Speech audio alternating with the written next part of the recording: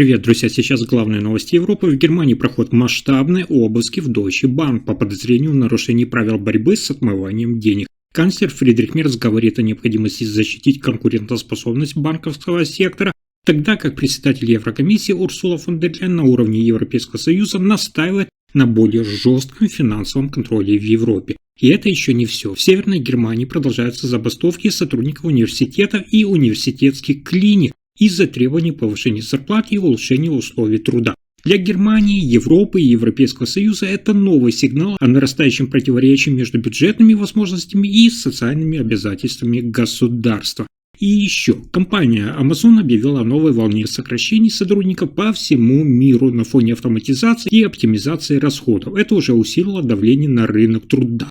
И напоследок, в Германии все чаще жалуются, что овощи для нас с вами в супермаркетах выглядят идеально, но почти не имеют вкуса из-за новых сортов и тепличных технологий. И, кстати, эта тенденция затрагивает не только Германию, но и Европу в целом, показывая конфликт между логистикой, экономикой и качеством продуктов. Здравствуйте, обо всех этих последних событиях Европы коротко расскажу буквально за несколько минут. Итак, в Германии проходят масштабные обыски в Deutsche Bank. Следственные органы из Франкфурта и Берлина на этой неделе вошли в офисы крупнейшего коммерческого банка страны. По версии прокуратуры, есть подозрения в отмывании денег через операции, связанные с зарубежными компаниями и клиентами. Правоохранители действуют по распоряжению прокуратуры Франкфурта, проверяются документы, служебные компьютеры и бумаги в центральном здании банка во Франкфурте и филиале в Берлине. Официальное расследование ведется против неустановленных сотрудников и ответственных лиц банка по подозрению в нарушении закона о борьбе с отмыванием денег. Обыски проходят на фоне подготовки Deutsche Bank к публикации годовой отчетности и пресс-конференции руководства, где банк планирует объявить об улучшении финансовых показателей после нескольких лет убытков. Инсайдеры отрасли отмечают, что это вызывает дополнительное напряжение, потому что следственные действия могут бросить тень на планы руководства и восприятие инвесторов. Об источниках подозрений пока мало и официальной информации. По некоторым данным, проверяются операции с компаниями за рубежом, через которые могли быть проведены крупные переводы средств, не соответствующим правилам фиксации контроля в немецких банках. Deutsche Bank подтверждает, что сотрудничает с властями, но отказался давать подробные комментарии по сути расследования. Это уже, напомню, не первый раз, когда Deutsche Bank оказывается в центре серьезных проверок по финансовым преступлениям. Банк сталкивался с обвинениями в отмывании денег и в прошлом, в том числе в делах, связанных с офшорными структурными и сложными схемами переводов через зарубежные юрисдикции. Напомню, в 2010-х годах такие расследования приводили к крупным штрафам и растущему контролю над внутренними процессами. Мы с вами также понимаем, что для экономики Германии и финансового сектора это важный момент, так как сегодня Deutsche Bank, напомню, это системно значащий кредитор, и любые претензии к его практике контроля за операциями могут усилить недоверие к банковской системе. Инвесторы и клиенты следят за ситуацией, потому что она может повлиять на акции банка и отношения с регуляторами. Политическое давление вокруг банковской регуляции также усиливается. Фридрих Мерц и часть экономического истеблишмента давно критикуют надзор за крупными финансовыми институтами, считая, что строгие правила мешают конкурентоспособности. Противоположные взгляды у представителей Европейского Союза и регулятора под руководством Урсулы фон дер Ляйен, которые настаивают на еще более жестких стандартах по борьбе с финансовыми преступлениями, чтобы предотвратить схемы ухода от налогов и отмывания средств. Сейчас следствие продолжается, официальные обвинения еще не предъявлены, но давление на банк растет. Многие эксперты считают, что последствия этой проверки могут затронуть не только сам Deutsche Bank, но и всю систему банковской отчетности и контроля в Германии.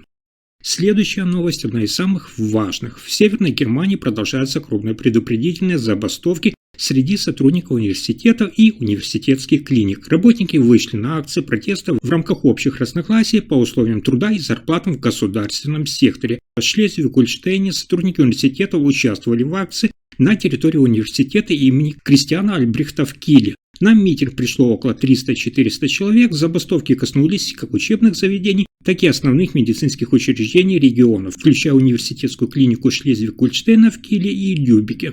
В университетских клиниках были закрыты операционные залы и сокращена работа радиологии, хотя экстренные службы работали по установленным правилам. Это привело к отмене части плановых операций, задержкам в диагностике и перераспределению ресурсов медперсонала. Причина – это переговоры по зарплатам между профсоюзом Верди и поддерживающая его профсоюзная организация «Союз образования и науки» с одной стороны и работодателями из тарифного объединения федеральных земель Германии с другой.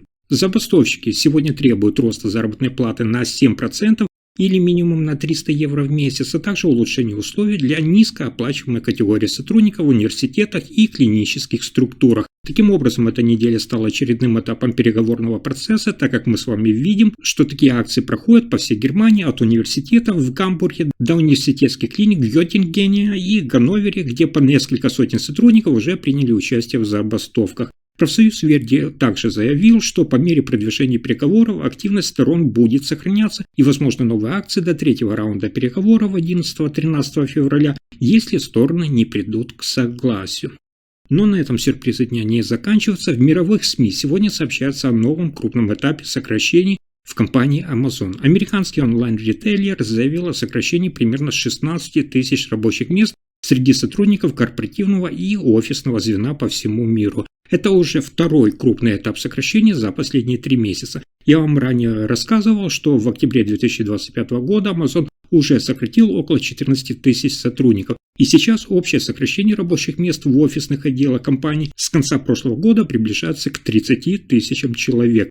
Компания объясняет свое решение усилиями по оптимизации структуры управления, сокращению бюрократии и повышению эффективности работы после периода активного найма во время пандемии. Многие руководители считают, что из-за введения автоматизации и искусственного интеллекта компания может уменьшить численность офисных работников, сохранив при этом производительность. Сокращение затронут разные подразделения, например, от поддержки корпоративной функции до команд, связанных с облачными сервисами, электронной коммерцией и внутренними службами. Сотрудникам главным образом в Соединенных Штатах Америки предлагается 90-дневный период для поиска другой роли внутри компании или получения выходных пособий и поддержки при переходе. Руководитель HR подразделения Amazon Бек Галити во внутреннем сообщении пыталась успокоить персонал, отметив, что компания продолжит набирать сотрудников на ключевые стратегические позиции, даже несмотря на сокращение. Сокращение в Amazon, напомню, происходит на фоне более широкой тенденции в технологическом секторе, где после бурного роста найма во время COVID-пандемии многие крупные компании пересматривают свои штаты.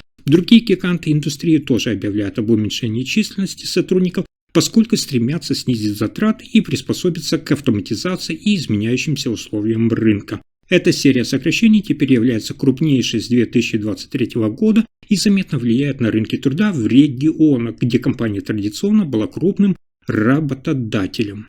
И это еще не все. В Германии на полках супермаркетов появляются овощи, которые выглядят идеально, но при этом почти лишены вкуса. Помидоры, огурцы, перцы, мы видим, что они ровные, блестящие, одинакового размера. На вид они как с рекламного постера, но когда берешь в рот, ощущаешь только воду и слабую сладкость. Причина – это изменение в способах выращивания. Чтобы овощи дольше хранились и не портились при транспортировке, фермеры используют новые сорта с толстой кожицей, устойчивые к болезням и перепадам температуры. Эти сорта дают высокую урожайность, но теряют часть естественного аромата и кислотности. Производители также активно применяют гидропонику и тепличные системы, где растения получают питательные растворы вместо естественной почвы. Такой подход ускоряет рост и снижает потери урожая. Но овощи, как вы понимаете, на вкус становятся более водянистыми. Фермеры объясняют ситуацию экономикой. Сегодня рынок требует идеальный товар, супермаркеты готовы платить за форму, а не за аромат. И вот реальная история из одной теплицы под Берлином показывает, что фермеры выращивают тысячи помидоров в день.